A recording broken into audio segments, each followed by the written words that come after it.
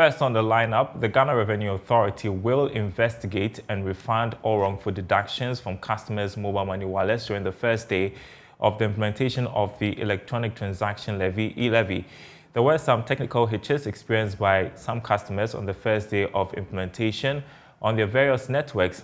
Speaking on the Super Morning Show on Joy FM, Head of Project Unit at the GRA, Isaac Kobna-Marco, admitted the challenges and assured all customers of a refund after the completion of a probe by his outfit. We've also seen people who are saying they've done less than 100 that have been charged. I've seen a few people talk about the fact. Why is that happening? So, well, you have to agree that when the studio, you did your setup and you went live on it, you would come and maybe a particular light, a particular camera. So those are teething problems that you will get when any project starts. The good thing is that the way all of this has been done, we're almost running the Kaizen. So you're picking feedback and then you are checking it, because these are systems that you have set up, And then interesting thing is, especially when I speak about EMIs, is that the scenarios are varied, You've just raised the issue of even companies and then the sole proprietorships that were in it. In all the conversation I've had, I have not thought about that. Maybe, people like Isaac and Oko might have thought about that already. So various scenarios, would occur. And so you will see different things and you need to deal with that. It's not a perfect system yet. And especially when you don't have the common platform that gives you the 360 visibility on that. So these are expected. The good thing is that when we went live on the 1st of May, there was no game changer. There was no major flaw that happened that he said, no, we had, all the things that came up, you look at them. There are even situations where some of the charging entities, some might not be able to charge a particular tax, and they would have to bear the cost of that, because the law says that the onus is on them once they've agreed that this is how it's going to go. So they will look at it and say that would go. It's only the situations where it's been wrongly done that a refund will be done, or if, like the way we all do, if there's a transaction that has been made and somebody says it's a wrong transaction, then that whole transaction will have to be reversed. And when you're reversing it, the e-levy that was charged would also have to be reversed on all of that. So I think generally, after day one and with all the things that I'm seeing, I am encouraged that, we would be able to perfect it and take learnings from that as we get to July to be able to get connected to the common platform and make sure that, the e-levy is working as it ought to be done. So that was actually Ken Ashgwe, Chief Executive of the Chamber of Telecommunications. He has been speaking some more on the Super Morning Show, hinting that helplines will be published for aggrieved customers to seek clarity on the payment of the levy. He, however, points out that some of these hitches were expected but confident they will be resolved soon. The interesting thing that's also happened is that government, in its quest to ensure that the vulnerable are not overly, taxed, has agreed to a lot of exemption. And all of this also, introduce complexity in the logics that are in the end. Some of that, you might find out that some might be, paradoxical and the system might not be able to deal with it. You need to then go back and again and then retweak, the logic that you're dealing with and all of that. So I hopefully, and then another thing we've also done is putting together a team between the regulator, GRA, the policymaker, Ministry of Finance, and then the charging entity. So the EMIs are there, the banks are there, the PSPs are there, and there's a lot of knowledge sharing that then helps us to be able to improve the system. Meanwhile, some industry watchers are worried that the development may affect government's ability to secure the 4.5 billion cedi target by end of year.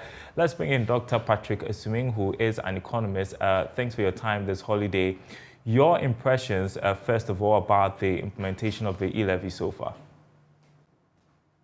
Good afternoon and good afternoon to viewers. I think the technical challenges would have been expected because you could tell that a tax like this require a lot of complexity to collect, given the nature of the transactions that are exempt, the complexity involved in determining which transaction to exempt. Under the circumstance, you probably expected that there would have been a longer lag between the passage and the implementation. But at the same time, you notice that the government needed needed to start collecting the revenue as quickly as possible. So let's hope that in the shortest possible time, the challenges will be rectified and we'll be able to, the process will be smooth. Well, I've been reading people's experiences on social media. Just curious to know if you've had any personal experiences to share. No, not yet. I haven't made any transactions yet. Right. So there is a concern that these hitches and charges may affect patronage and consequently affect government's ability to secure the 4.5 billion cedi target. Are these concerns legit? I mean, from where I sit, I think the target was optimistic to start with or without these challenges. I think I've always maintained that the government is probably underestimating how much people will react to the tax. So obviously, it would be better if we didn't have these challenges. I think if you hear some of the stories, people saying that, the transactions that are not supposed to be charged are being charged, I think all of these will add to the fear and the desire of people to simply avoid doing mobile transactions. And I think all of this will add to the potential for government not to meet its target. But from where I said, I think we've already seen that even from the day that the law was passed, we've seen some reactions in terms of mobile money agents telling us that people have been withdrawing sharply. And earlier in the morning, we've also heard that, people have been complaining that even on Sunday when the system kicked in, there's been a few people who've been trying to withdraw in order not to face the tax. So even if they manage to fix these problems on time, I still expect that many people will avoid, having to make transactions that will attract the tax. But, yeah, go ahead. So either way, I don't think the 4.5 billion target will be met. I would be very surprised if that was met. I was going to say, for how long can people avoid mobile money transactions? Because there is a school of thought that with time, people will just have to resort to mobile money transactions because it's important, to save them all the stress. And so this is sort of a short-term challenge we are going to face, but with time, people are going to make the mobile money transactions, and hopefully government can make the target. Do you think so? That has been the position of the finance ministry, that at the initial stages, there will be some substantial drop, and then people will eventually come back. I think, yes, it looks like people are quite sort of annoyed and unhappy with the tax, and they are going to respond to that. The question is whether, a big chunk of those who will stop in the initial stage will return. I'm tempted to think that, a substantial chunk of them will not return. The way the tax is working, there's going to be a threshold effect. Because, yes, there's a convenience one, but the question is, how much are you willing to give up for that convenience? If the transaction involves a substantial amount, and therefore the amount of tax you pay will be a lot, then that's where you see people resorting to cash. Unfortunately, a tax like this will make more revenue from the higher value transactions, not from the lower one. And it's the higher value transactions where the incentive to switch to an alternative means becomes relevant. So either way, yes, I think some people may be lured back because it's more convenient to make mobile money transactions, but I don't think everybody will come back. At what point would you recommend for government to scrap the tax? And then what would you advise they do in place of that in order to meet their revenue targets? I'll be surprised if the tax is withdrawn. Even though we've seen this government bring in a tax like the luxury vehicle tax and then scrap it all together. I will be surprised, given our current circumstances and how much government needs revenue and the fact that we haven't made too much progress with the other revenue streams. So I am not expecting that over the next year or so, the government will be happy to scrap the tax. What they may do is make tweaks here and there so that if there are specific areas that have challenges, they will address them. But I think where else the government needs to be raising revenue is very clear. it was in the 2022 budget. And when the finance minister spoke about the updated measures, he also mentioned them. He told us that by this time, we would have started reforming the property tax system. If we do that and do it properly, we'll be able to raise more revenue. And then the big one is also the exemptions.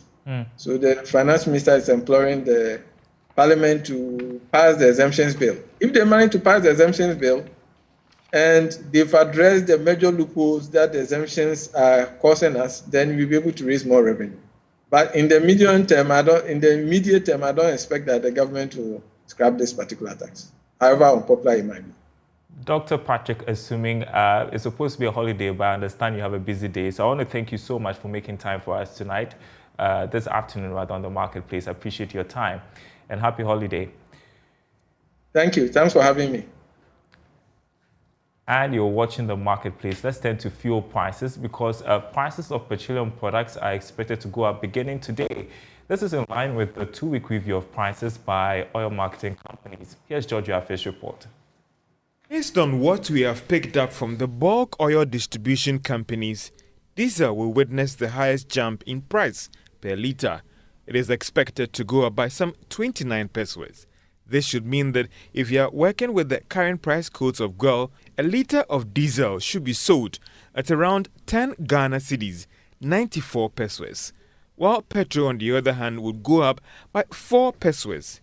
This could mean that a litre of petrol may be sold at around 9 Ghana cedis, 39 pesos from next week. The increase, according to the oil marketing companies, can be linked to some developments on the international market that have seen prices of finished petroleum products go up marginally, as well as some supply issues with diesel on the local market. However, some industry watchers are still questioning the current price codes of the oil marketing companies. This is because if you look at other indicators, prices should have witnessed some marginal decline rather from this week. Some of these industry watchers have argued that with crude prices on the international market being fairly stable, as well as the Ghana cedi, this isn't what we should have witnessed on the market.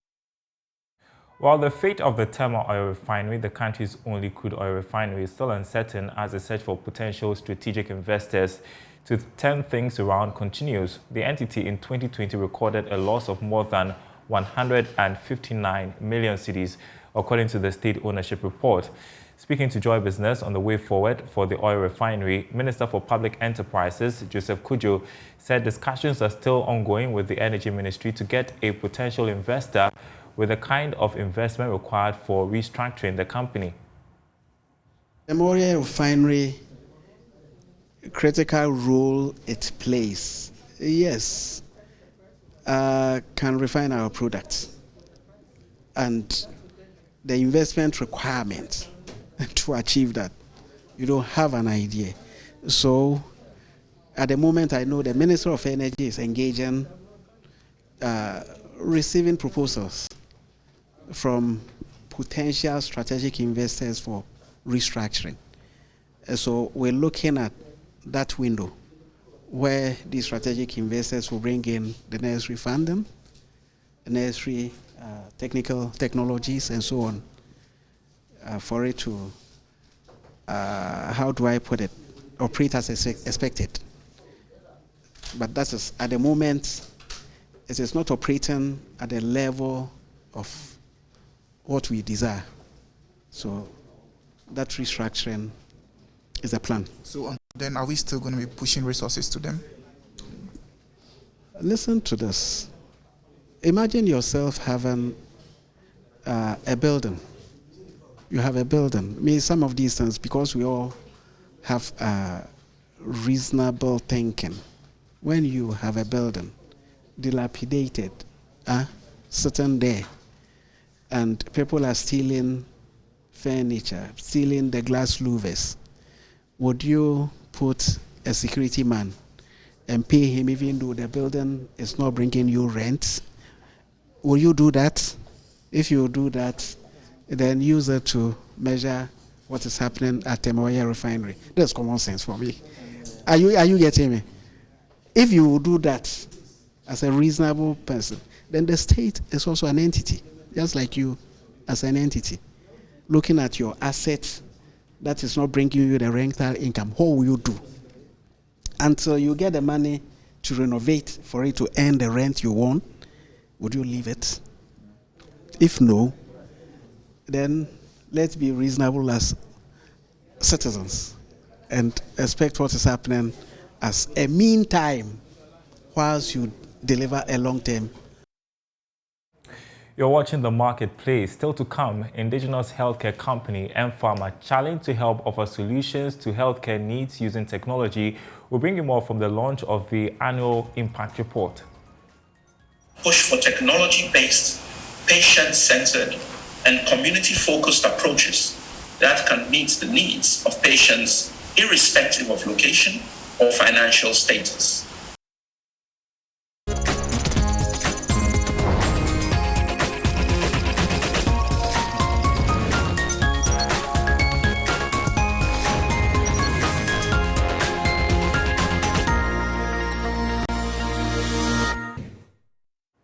Welcome back, everyone. Former President John Mahama has charged Indigenous Healthcare company MFarma to help offer solutions to healthcare needs using technology. He is encouraging the company to scale up and offer healthcare with this community-based approach for free or at a subsidized cost to millions of people on the continent. He made this known when former Health Minister Alex Segbefia represented him virtually at the launch of MFarma's annual impact report at Senchi in the Eastern region. Kwame Anka has more in this report. MFarma is an indigenous business which took off in 2013 and currently has its footprint in 8 other African countries. The company believes helping in vendor management, inventory services, primary care solutions for community pharmacies, and data analytics will improve care. Representing John Mahama, former Health Minister Alex Segbefia says the availability of this solution in over 300 pharmacies is a testament to the competency of indigenous businesses. We have to push for technology-based, patient-centered, and community-focused approaches that can meet the needs of patients irrespective of location or financial status. Increasing access to healthcare is not enough. We also need to increase affordability of drugs and health services. A critical missing link in our current setup is the lack of focus on wellness. Across our villages, towns, and cities, many only seek care when they are sick. Widespread economic hardship means that people cannot afford routine health checkups. This ought to stop. Chief Executive Officer and co-founder of MFarma, Gregory Roxon, says the company will invest about $100 million in the next few years. Really, at MFarma, we start our day and end our day with really a simple question: how do we build an Africa in good health? And we believe that we can transform community pharmacies into the bedrock of a new health system on the continent. And so our view and our vision is that we will continue to make investments across the continent in community pharmacies and build them into primary healthcare centers so that each community on the continent will have access to a primary care health center.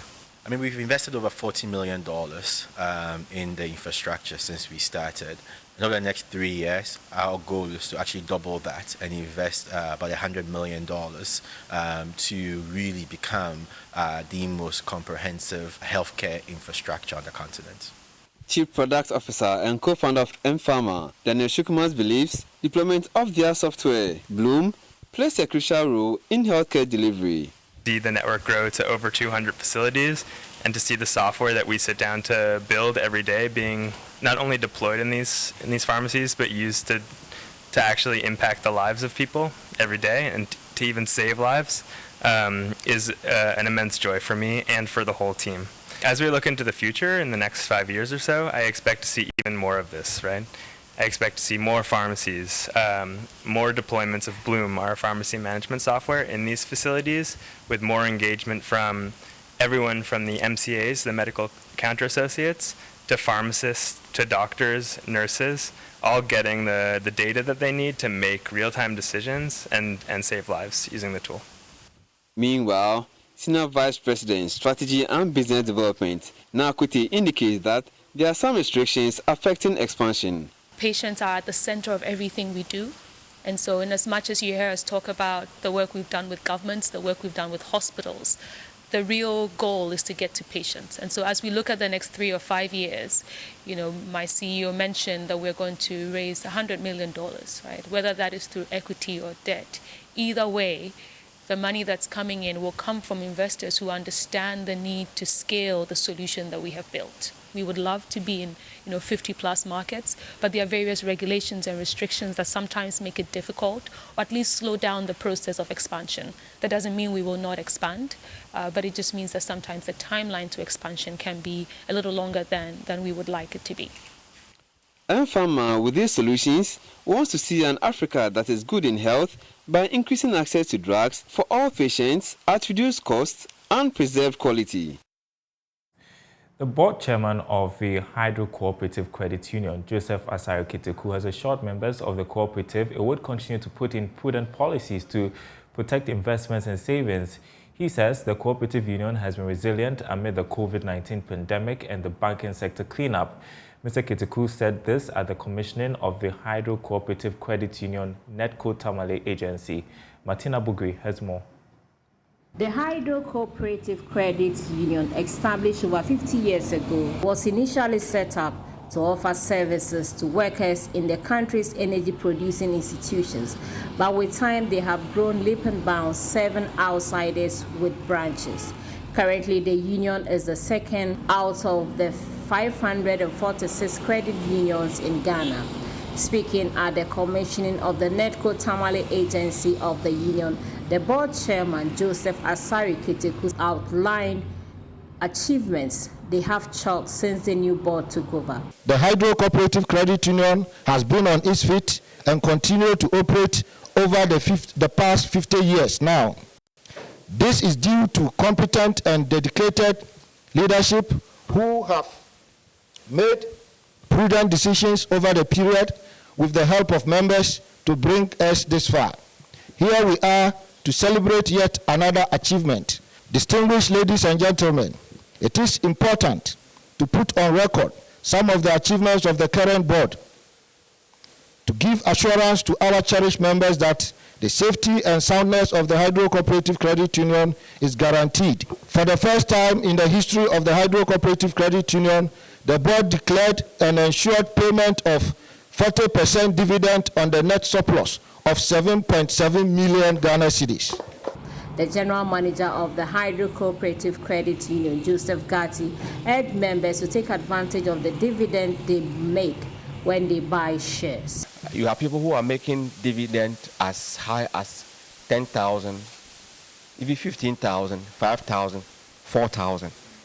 What that means is that the higher shares you have, share capital you have, the higher dividend you will get. And then the issue also about the savings. A member talked about, okay, I need to get some savings before I can access loan. I did explain yesterday in Teshiman that I want our members, for us to have a target, that by the time I'm getting to my retirement age, I should be able to have this level of savings in my account. So you look at the savings as a product on its own, and look at the loan also separate. That maybe I should have a target that by the time I'm retiring, I should have about 70, 80,000 Ghana cedi savings in my account. And then the issue about the loan, most of the time when we come around, one of the things that motivates me most is that members show me pictures of building projects that they have done. I'll be able to educate my children to the university level. It's one of the things that motivates me to do more what I do. So one of the benefits of the credit union, it's because you have access to credit and you have ability to repay. You take advantage now.